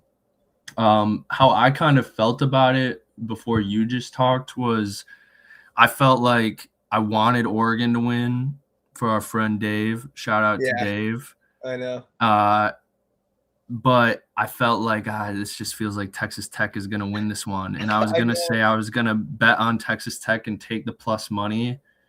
But thinking about the fashion they lost last year in the playoffs after being number 1 almost the whole season, I got to go with the Ducks. And I think it's also going to be close. I think it's going to be a field goal or a last minute touchdown drive to win this game for the Ducks. Yeah. But I'm taking them. I think all the players that remain from last season have a sour taste in their mouth. We got to remember, too, Dante Moore was on this team last year. He didn't play, but he went to the playoffs and he lost and got his ass kicked just like everyone else on that team. So I think they find a way to get it done, and they squeak by Texas Tech, and the Oregon Ducks win. It does suck because, like, I would love to see both of these teams in the Final Four, like in the semifinals. Like, I think Texas Tech is such a cool team this year, and they've destroyed Utah and they destroyed BYU twice. And like I said, this was the year I kind of wanted to root for Oregon. Small backstory for the people: when Oregon, it was 2 years ago when Michigan won it all in 23. They played Washington twice in that season, one time in the regular season. The other time was to go to the playoffs and win the Pac-12. Our friend Ocampo, huge Oregon Ducks fan, he went to the Pac-12 championship game. I told him I'd bet on Oregon. They were like a 7-point favorite, so I took Washington money line and won a decent amount of cash on it. I'm a bad friend, and so I don't want to – I'm not going to do it again this time. I'm not going to take Texas Tech. I just wish they were playing somebody else because I would love to bet on this Texas Tech team, and I think this is a close game. But this is how it should be. 4v5. This should be one of the best matchups, and this is a good tell for why I think that this year's playoffs is just a little bit better than last year's too. Like this is an awesome matchup. I agree. And yeah, to even add on to your point of really wanting to bet on Texas Tech, if Texas Tech was playing Indiana or Alabama in this bracket, I'd be betting for Texas Tech against both of those teams as well. So it's nothing against the Ducks. It's nothing against Dave. This is just a good Texas Tech team. And they're fun to watch. They are. And it's hard not to like them. But yeah, I guess we're both going Ducks with an asterisk here. Yeah. Ducks with an asterisk. All right, next game in this side of the bracket, we got Bama, Indiana. Crazy spread on this. Touchdown favorite for Indiana. Never thought I would see this in my life, to be honest, in college football. Indiana being a touchdown favorite against Alabama in the playoffs. This is one of those things where you go back and tell someone this 5 years ago and they lock you up in an asylum for saying this. Yeah. 20 years ago, like 40 years ago. Nobody would have ever expected. This is the greatest season that Indiana's ever had. 7 points feels like a lot because we all watched it. You, me, and Kreitz watched it together, the Alabama-Oklahoma game. They were getting shellacked in the first, whatever it was, like quarter and a half. They went down, was it 17-0 is what they went down, I think, right? Yep, 17-0. Yeah, 17-0. I was like, all right, this Bama team is cashed. Because Bama didn't look good the back half of the season. They got destroyed by Georgia. They lost to Oklahoma in Tuscaloosa. Like, they weren't playing a good brand. Jam Miller was injured. Ty Simpson was banged up. And then second half of the game, Bama completely flipped a switch. And they looked like the Bama of old, where, like, their defense is legit, which it is, and their offense, like, turned it on. And so despite how good Indiana's played, like they had a close game against Penn State, close game against Iowa, played close against Ohio State, played close against Oregon. And so they've had some tight games. So I didn't expect the 7-point spread. That feels high to me. It was weird, too, in that Alabama-Oklahoma game because it was almost reverse of the first time those two teams played, where it was you had Alabama who they looked good early on, and then their own mistakes and OU's defense really flipped that whole game around. Mm-hmm. Same story here. Oklahoma was humming in the beginning, and out of nowhere, Bama pick six. What was there? There was a blocked punt or a blocked field goal, It was the dropped punt. Yeah, the punter just straight up. Yeah. Dropped punt, it just out of nowhere with like 7 minutes left in the second quarter, just the whole game flipped, and they did not let up in the second half. Oklahoma was kind of in striking distance somewhat at the end, but Alabama would have had to like fuck up in devastating fashion for Oklahoma to have ended up winning that game with how it was going. So yeah, it was weird. This Bama team, honestly, I feel like they've gone through points in this season in the beginning and kind of towards the end of the regular season where they looked really bad, were humming, looked off again, and now I kind of feel like they're humming again here. And so, yeah, it is. I'm going Alabama in this game. Indiana could cover, but I'm going Alabama here. Yeah, dude. I didn't want to pick this game. I do have some Indiana friends. Shout out my boy Ryan. He does listen sometimes, so I hope he makes it to this part, and I hope he hears this. I said no. I'm gonna have to maybe double apologize. We'll see. I got to decide. But going into this game, or it's not going into this, going into the Indiana Ohio State game, the Big Ten championship game. I was kind of torn because this Indiana team is different from last year's because their defense is really fucking good. And it's kind of built how, that Michigan team almost in 23 was, where they have a bunch of guys who have been around for a bit. Like he brought all of his guys, Signetti brought a bunch of his guys from JMU, and they have a bunch of like third, fourth, fifth year guys. It's a rock solid defense and a consistent offense that doesn't turn the ball over a lot. Like I mentioned, they had some close games and their schedule wasn't overly tough. I said if they beat Ohio State, that was the last time I was doubting Indiana. I wasn't going to bet against them unless they matched up with Georgia in the national championship game, because I do think Georgia's playing the best football right now. I said I will not doubt them again. For some unknown reason, I like can't quit Alabama because I know it's not Nick Saban Alabama, but they have these games like the 2 times they played Georgia in the regular season and when they played Tennessee this year and Oklahoma, where they look like Bama of the past. And it is guys who were there under Saban, like Jam Miller and Ty Simpson, like they were there. They have 4th and 5th year guys, but then they have these stretches where they just look terrible. And so it just depends on who you get. The smart pick here, because I said I wasn't going to do it, the smart pick here is Indiana. But for one more time, if they prove me wrong one more time, I'll never do it again. I'm picking Alabama because they did it against Oklahoma.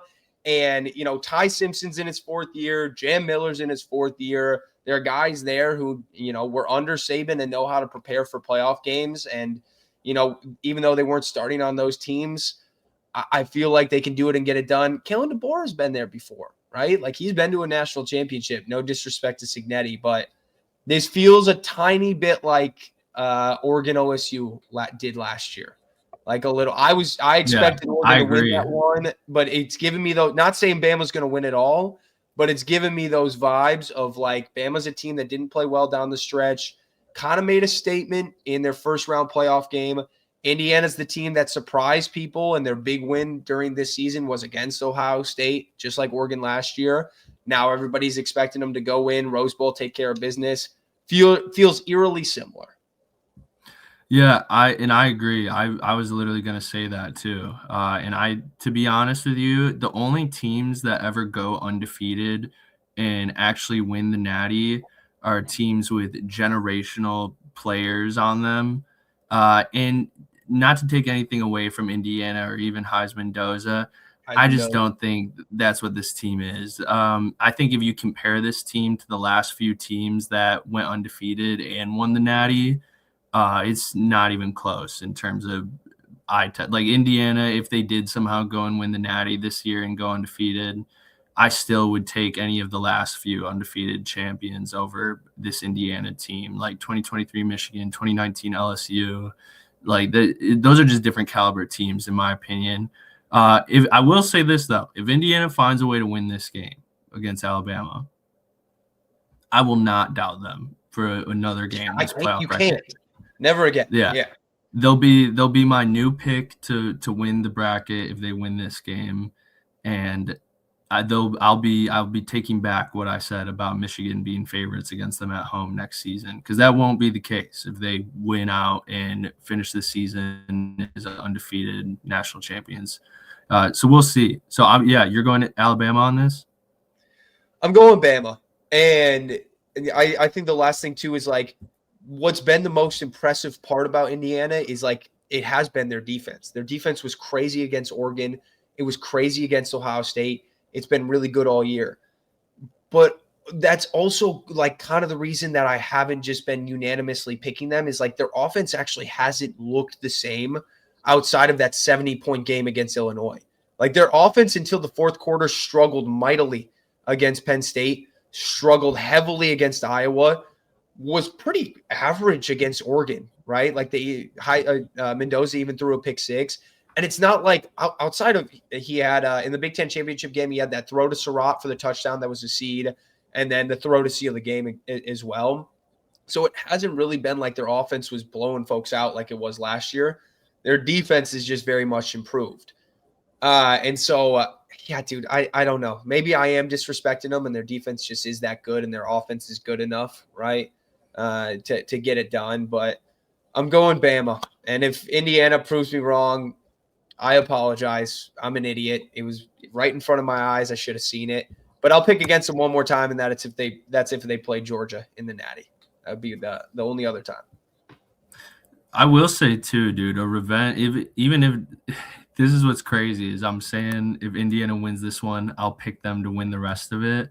Oregon, if they match up with Oregon. If they match up with Oregon again, that's like the last matchup they want. So I don't know. This could just end up being the year that, honestly, Indiana fans, if they do beat Alabama, Ryan specifically, should hope that we keep picking against them, because obviously that's what's been working for them so far. And it does kind of give me like Michigan in 2023 vibes, where it was like, yeah, they can beat Ohio State, but can they beat them again, right? And then they beat Ohio State, and people were like, well, it was Kyle McCord. It wasn't the best Ohio State team.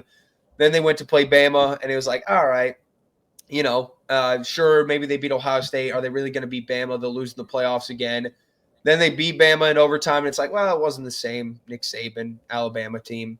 I think most people expected them to beat Washington, but kind of similar where it's like, you know what, maybe they're just going to do it. Like, who knows? They might. I think that Michigan roster was a lot better than this Indiana roster. Way better. And I think these playoffs are tougher this year than last year's playoffs, in my opinion.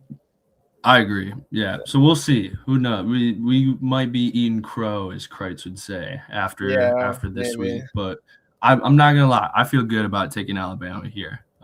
So we both have Oregon. We both have Alabama for this side.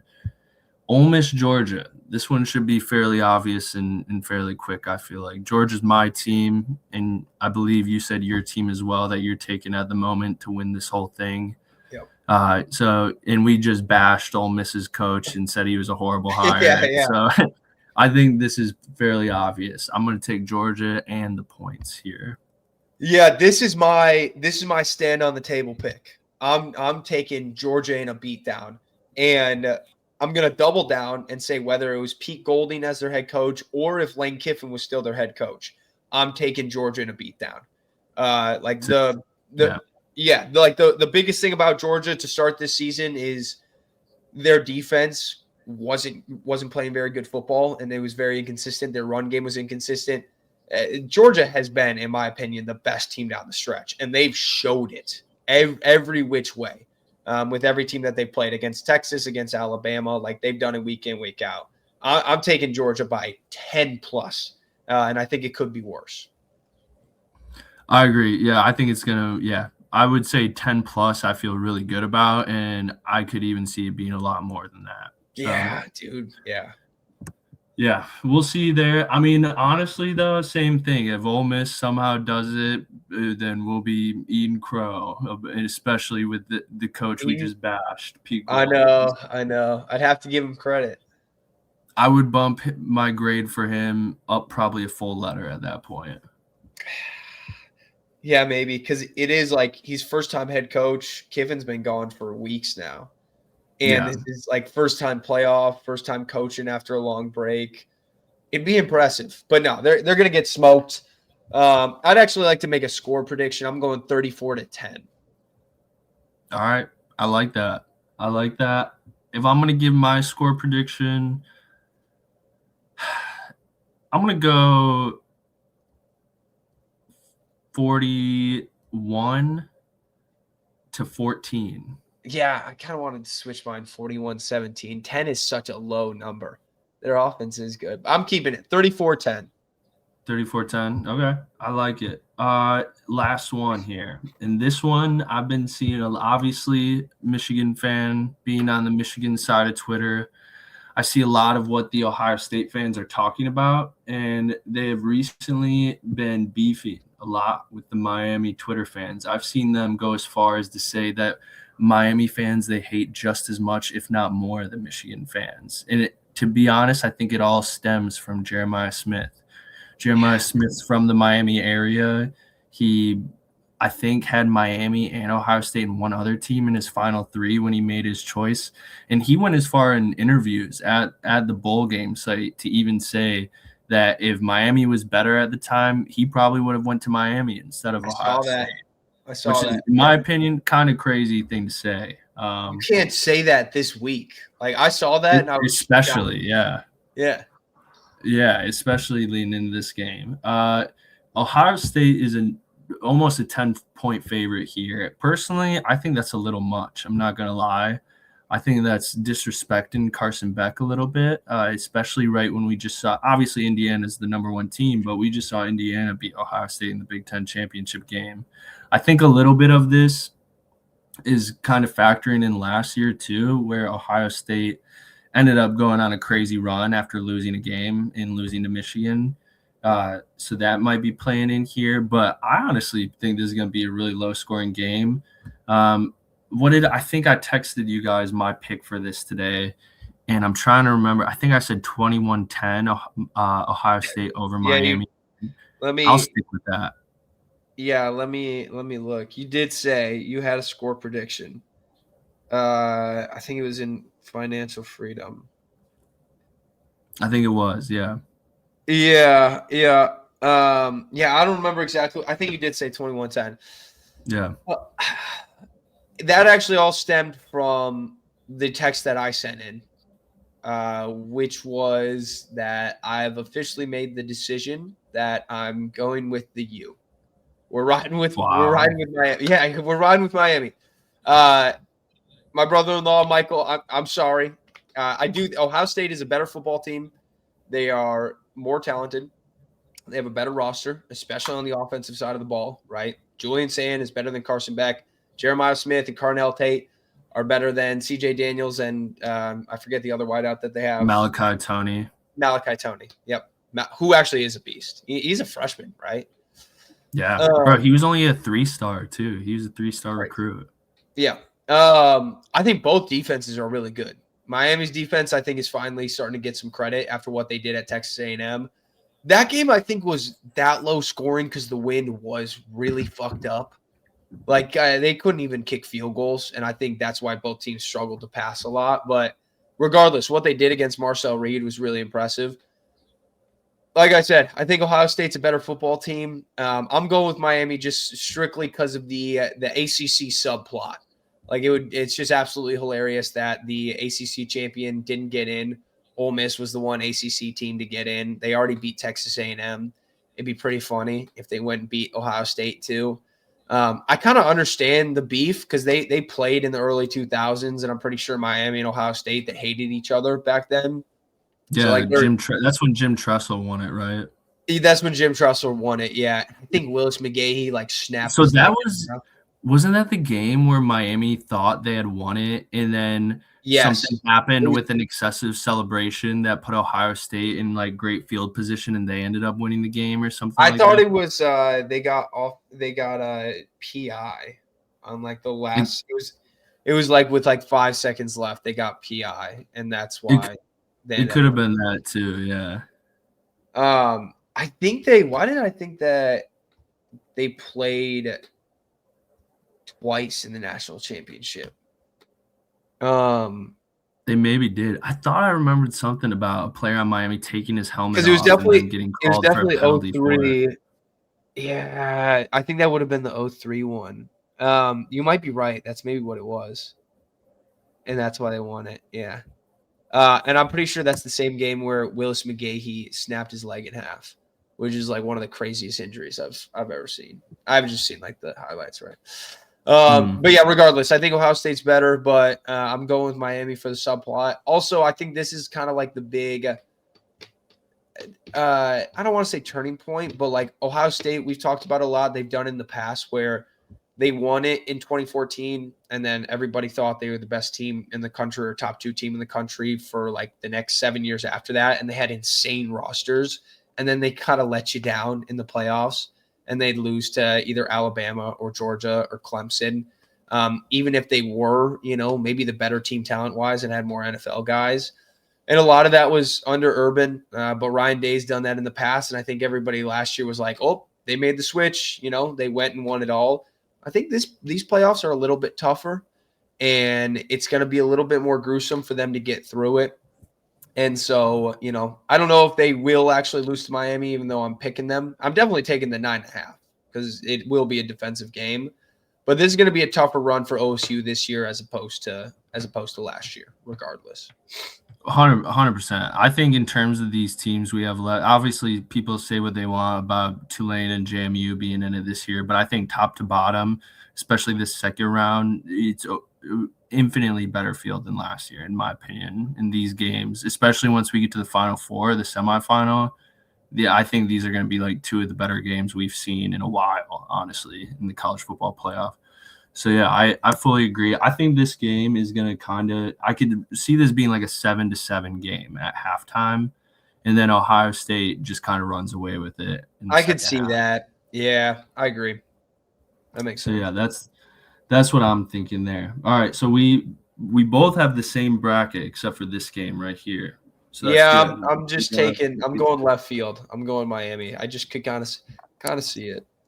I like it. I like it. I wish I could get behind it more. I wouldn't feel bad about it Listen. at all. It's probably not going to happen. Yeah, dude. Actually, I picked 3 upsets technically, or no, Oregon's not an upset. They're favored, I guess. So just 2. Yeah. All right.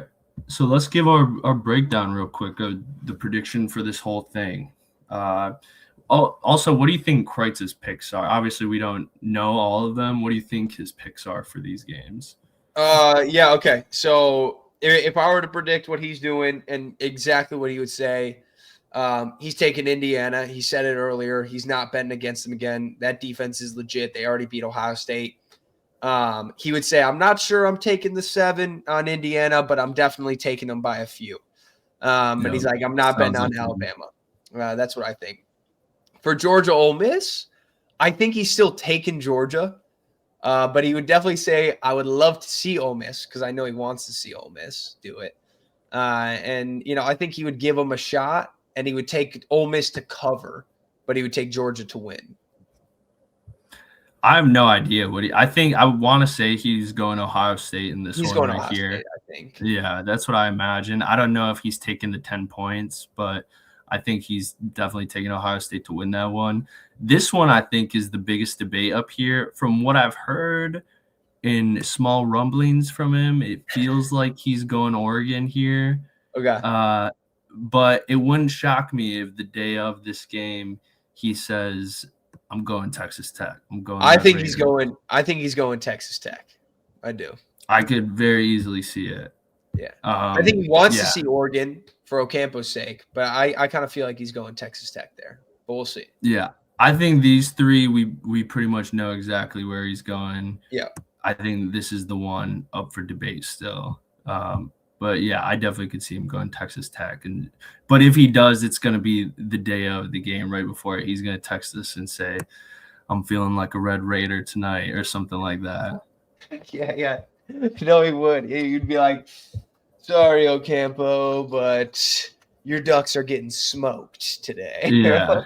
Something like that. And although part of me wants to see Dave win, another part of me also knows how hilarious it would be if they lose.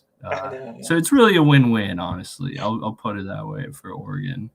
Whether lose or win, we win. I agreed. Should we pick the rest of the bracket, like how we think it's going to play out? Yeah, let's fly through it real quick. So this side, I'm going to go Oregon, as we both said, Alabama, and then I think we're going to have Alabama beating Oregon and going to the national championship. Yep. What about you? This is where it gets tough and why I almost wish I didn't pick against Indiana, because it would be so easy to just go Indiana, then Indiana versus Oregon or whomever and go Indiana. This side of the bracket is brutal because I could kind of see Texas Tech going on a run. But, yeah, I went Oregon. I went Alabama.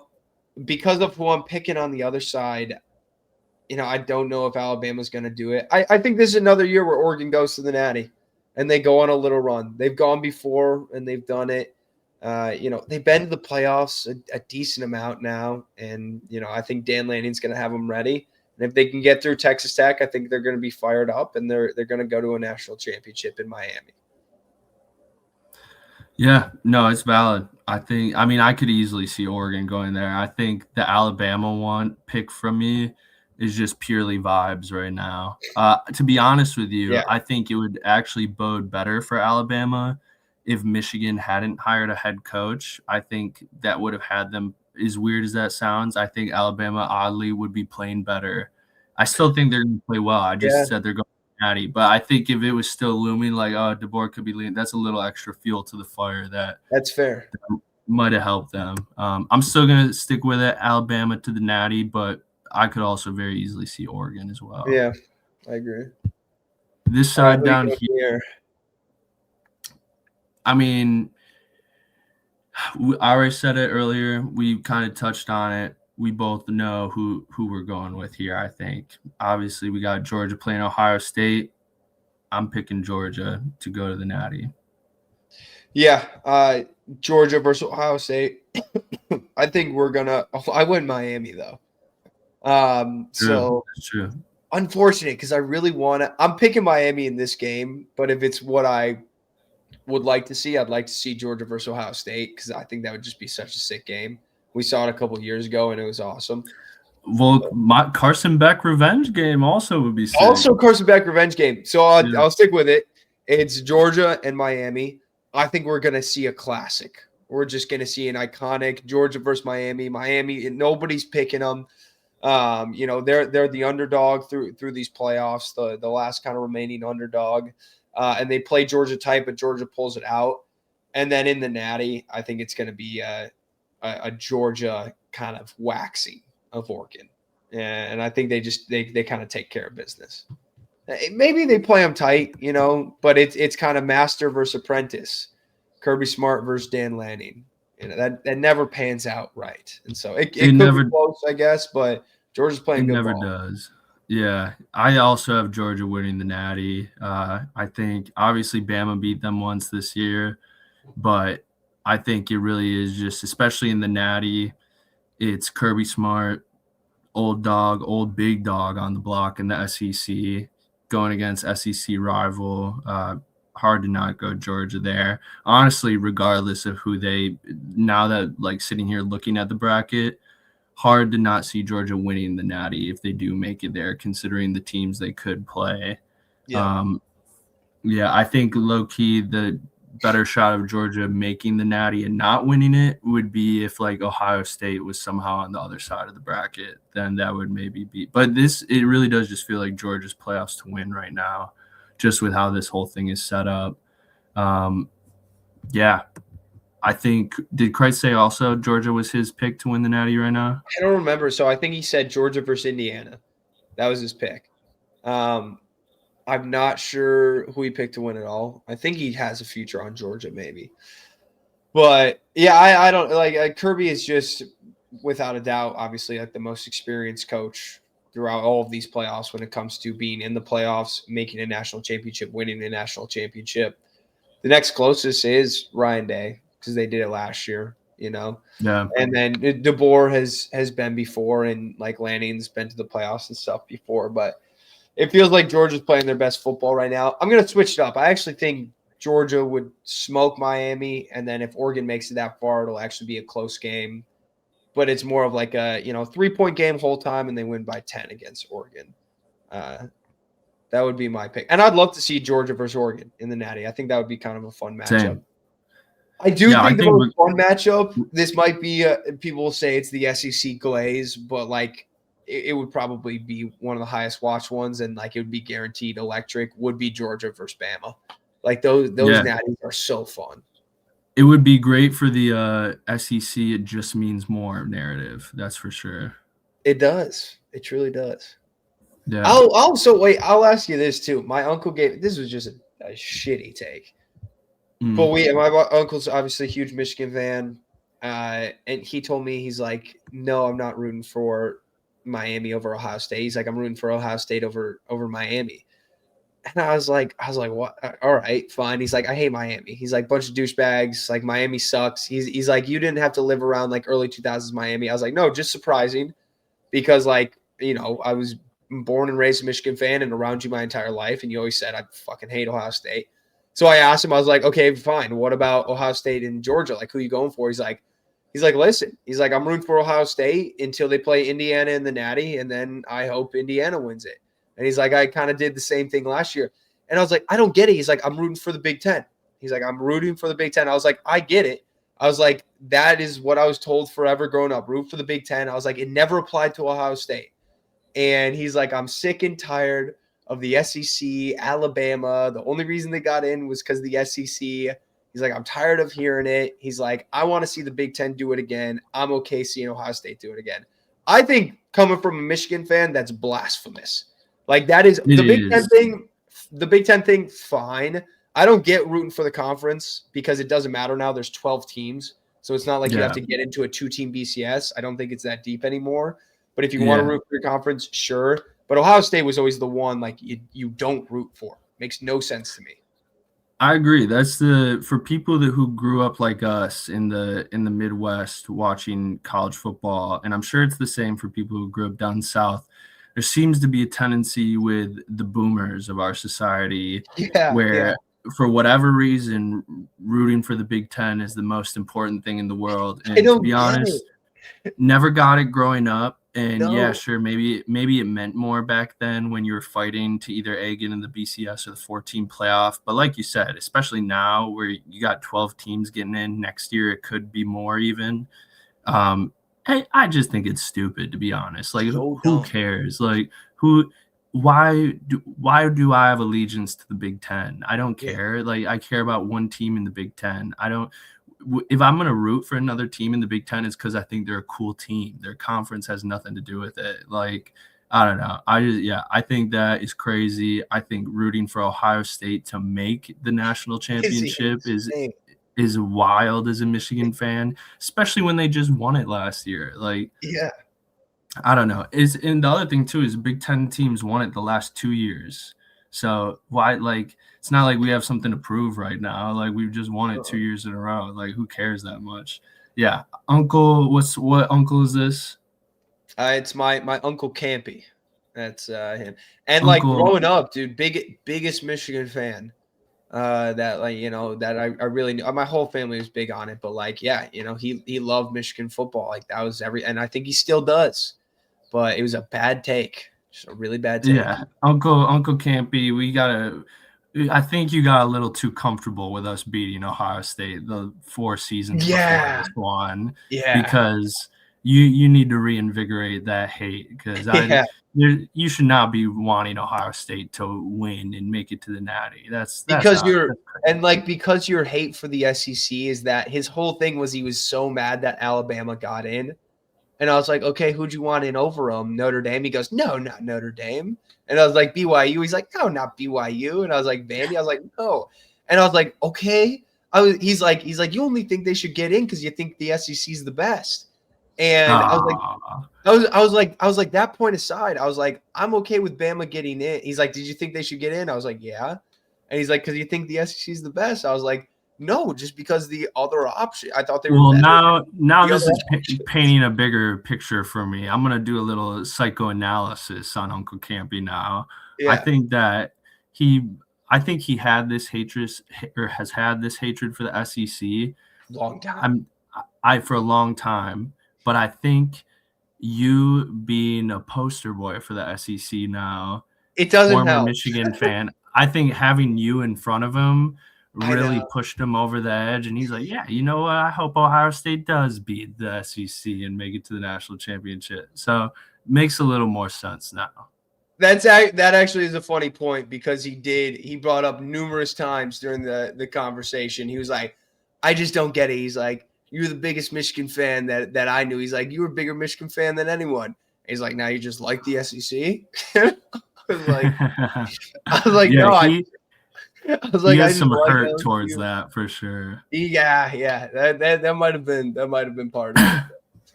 It was funny. All right. That is funny. Well, there you have it. Filled the folks in. We took a long break. We're giving the folks a long episode tonight. Yeah. We graded every coach hire. We gave our entire prediction for the playoff bracket, and we got some great games to watch now. So wishing everybody the best of time, a safe New Year's, and hope everyone enjoys this playoff. We will definitely be back with Kreitz next week after these games to discuss, and we'll see if we're eating crow for Indiana and Ole Miss. Yeah, hopefully not. Wouldn't be upset about Indiana. So like I said, got some Indiana friends, so wish them the best, but don't think it's gonna happen. Yeah, no, same here. Wouldn't be mad. All right, well, Dakbot, great episode. Yep. And we will see you guys soon. All right. Peace. Peace.